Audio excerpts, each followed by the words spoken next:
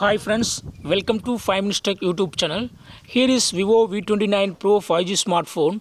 In this video, you will learn how to use calculator in your phone Vivo V29 Pro 5G. First of all, open the home page of your phone here and then go to calculator here.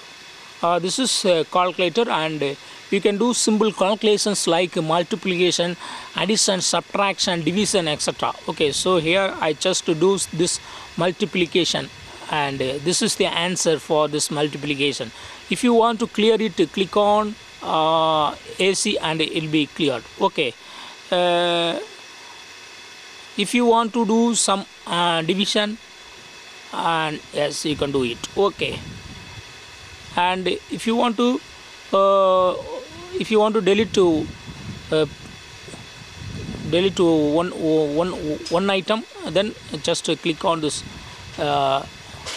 close symbol. Okay, if you want to use scientific calculator, click here and a scientific calculator will be open.